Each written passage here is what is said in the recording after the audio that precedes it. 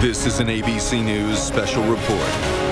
Now reporting, George Stephanopoulos. Chicago police about to hold a press conference on Jussie Smollett. Want to show right now where the Police Superintendent Eddie Johnson about to speak.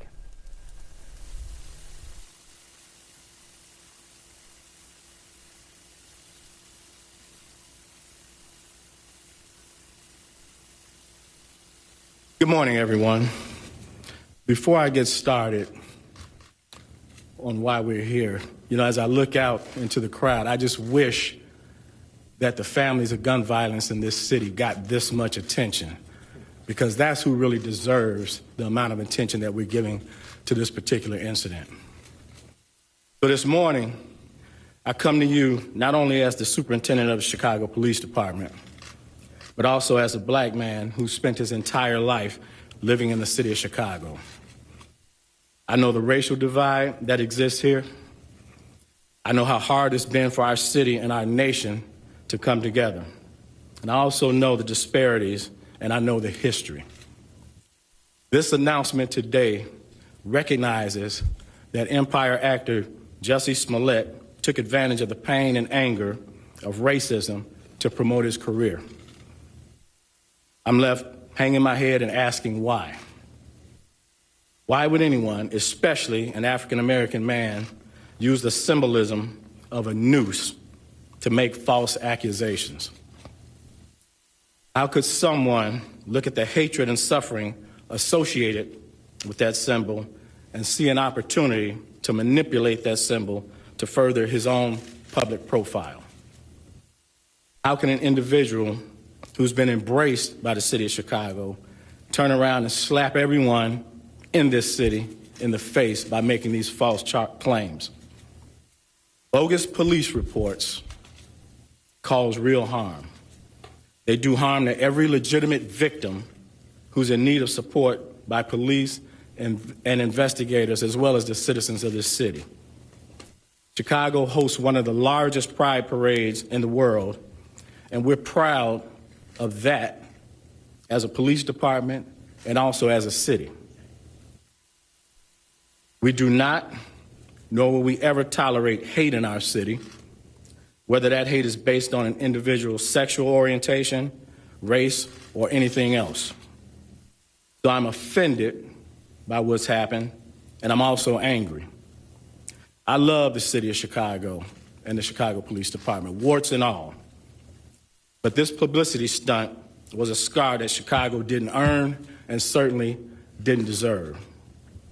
To make things worse, the accusations within this phony attack received national attention for weeks. Celebrities, news commentators, and even presidential candidates weighed in on something that was choreographed by an actor. First, Smollett attempted to gain attention by sending a false letter that relied on racial, homophobic, and political language.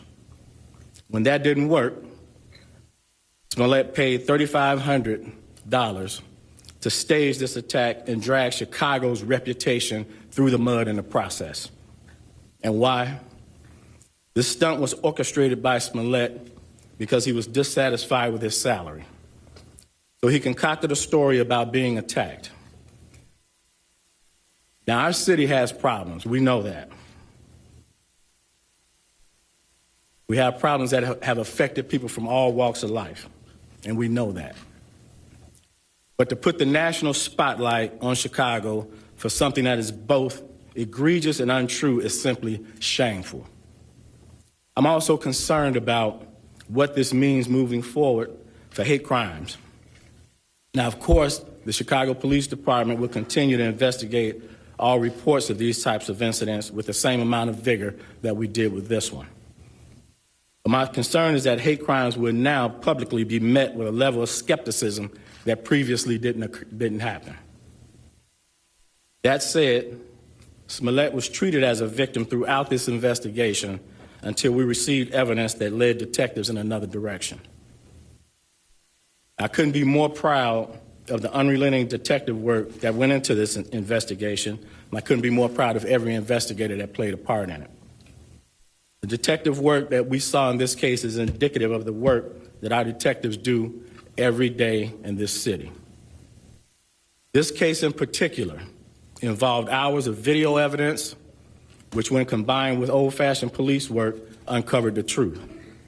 These detectives deserve all the credit in the world for carefully analyzing the leads and the evidence for weeks before coming to their conclusion. I'd also like to thank the FBI for their help in this investigation. The FBI's partnership with CPD has been pivotal in this particular case. I only hope that the truth about what happened receives the same amount of attention that the hoax did. I'll continue to pray for this troubled young man who resorted to both drastic and illegal tactics to gain attention. I'll also continue to pray for our city, asking that we can move forward from this and begin to heal. And now I'd like to call up Commander Edward Watnicki, who personally led this patient and deliberate investigation, to walk everyone through how the Chicago Police Department arrived at this point. Good morning, everyone. My name is Edward Watnicki. I'm the commander of the Area Central Detective Division. I'm here to answer questions. Okay. The boss just corrected me. Please forgive me. I'm supposed to go through the timeline of our investigation. It's okay. So here's where we are. As you all know, on the early morning of February 29th at 2 o'clock in the morning, Jussie Smollett reported that he was the victim of a hate crime. Detectives responded to the incident and interviewed him eventually at Northwestern Hospital, where he reported to us that the two offenders yelled racial and homophobic and political statements at him and beat him, put a noose around his neck, and threw bleach on him, and then fled from the area. We learned at the time that Jussie was not hurt, other than scratches on his face, maybe some bruising, but no broken ribs or serious injuries. So we started a full-scale investigation into this hate crime, a very serious crime anywhere. We quickly found two persons of interest on video that we believed were the likely offenders in this case. We initially put out a seeking to identify, and we got this out in a community alert. We then started searching the area for video cameras and witnesses that could help us with our investigation. During that time frame, we interviewed over 100 individuals in a canvass of the area and a follow-up canvass as our investigation expanded. We located approximately 35 of our Chicago Police pod cameras in the area and in the areas that we determined these two persons of interest fled. We additionally found over 20 private sector cameras, and I got to say that was super useful in this investigation. The city came together to investigate and help the police with this crime. It was because of these pod cameras, our investment into technology in the city of Chicago, and the great assistance from the community in giving us those other cameras that led us to a really solid timeline of where our two persons of interest went. So in short, we were able to track them initially forward.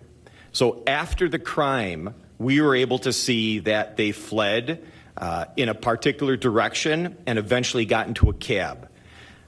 Our investigators located that cab, interviewed the cab driver, got some video out of that cab, followed that cab using all of these surveillance cameras that are located throughout the city, the pod cameras, to an area up on the north side where they abruptly stopped the cab, got out, and walked on foot.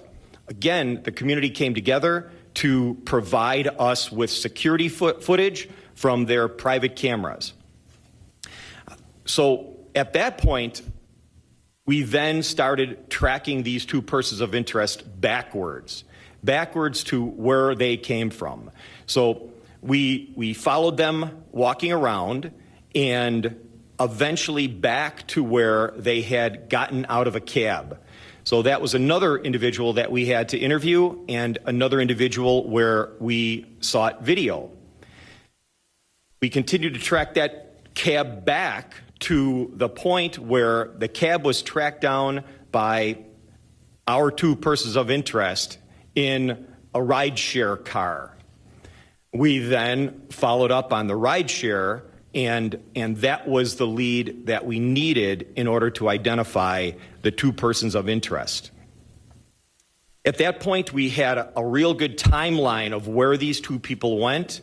We were able to put a name to both of these individuals, and it was at that time that we started looking at where they went right after this event.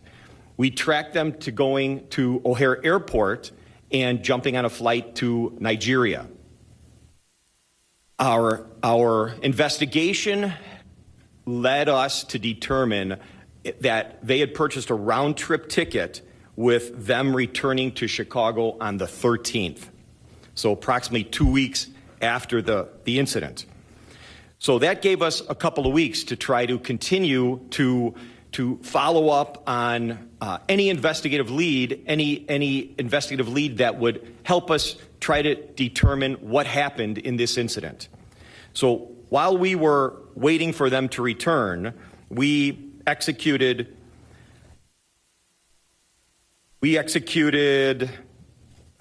over 50 search warrants and subpoenas, working with our partners in the state's attorney's office, phone records, social media records, and records on individuals to help us illuminate the likely facts that occurred in this event. So moving forward to the 13th, we had a team in place working with the FBI, Customs, and our partners out at the airport. Airport police helped us tremendously, and we were able to locate and identify these two individuals, these two persons of interest, when they entered back into the country at Customs. We took them into custody. We read them their rights, and they both initially asked for an attorney. They were brought to Area Central Detective Headquarters so that we could process them, and it was at that time that their attorney showed up. I think you've all seen her on the news the last couple of days. She came to us, and after speaking with these two people of interest, she said that something smelled fishy. She did not think that they were the offenders as were reported. She worked with us very, very closely to get to the point where she came to me and said, "You really need to talk to these guys. I'm going to allow them to give you a video interview with us present, and we're going to have you hear their story. They are not offenders, they're victims." It was at that time that this investigation started to spin in a completely new direction. You've heard some of the statements that their lawyer, Ms. Schmidt, has made, and it was at that time that we took the information that these two individuals provided to us, and we substantiated the timeline and the details that they gave to us in this interview. We were able to substantiate those things. We worked very, very closely with the state's attorney's office. We had been working very, very closely with the state's attorney's office for over a week at that point, and it was then on the 15th, Friday the 15th, after approximately 47 hours of them being in custody and hours of them meeting with us and telling us their story and documenting their story, did we release them without charging, and I classified them no longer as suspects or persons of interest and as witnesses. So as is typical with any investigation, one would typically lock these witnesses into a grand jury statement. Monday was a holiday, the 18th. Tuesday was the first day that we could attempt to do that. So we scheduled a appointment with the grand jury, working again very closely with the state's attorney's office in this. And as you know, at the last minute, Jussie's lawyers called and said that they had evidence to postpone the grand jury that they wanted to provide to us. It was at that time that they called us, and I met with them, with a team of our detectives, and essentially they gave us no new information. So I reported that back to the state's attorney's office, and it was at that time that we locked in both of these witnesses to the grand jury. I'm told they did an excellent job, and then the state's attorney's office approved charges against Jussie for the Class 4 disorderly conduct false police report. We met with Jussie's attorneys, and we arranged for him to turn himself in, and as you all know, he turned himself in at 5 o'clock this morning in the 1st District in Chicago. Today at 1:30, Jussie will be going in front of a bond court judge, and the bond court hearing will be conducted at 26th in California. Okay. Say again? Well, it was uneventful. He showed up, of course, with his attorneys and a few other individuals, but it went smoothly.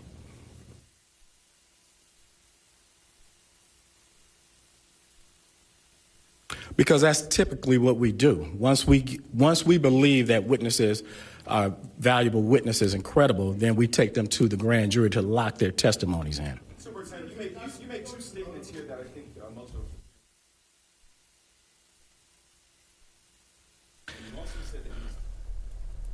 There you have it right there. The Chicago Police Superintendent Eddie Johnson detailing what happened with Jussie Smollett there in Chicago, who's now under arrest for filing a false police report, saying that he took advantage of the pain and anger of racism to promote his career. Essentially, according to the evidence developed by the police, they're saying that Jussie Smollett created this whole hoax in order to get a raise on the show Empire. I'm here with our chief legal analyst, Dan Abrams. Those were powerful words from the police superintendent. Well, I mean, it's stunning the language he's using. He's calling it a publicity stunt, a phony attack, choreographed by an actor. You don't hear the sort of words we usually hear: alleged, suspicion of.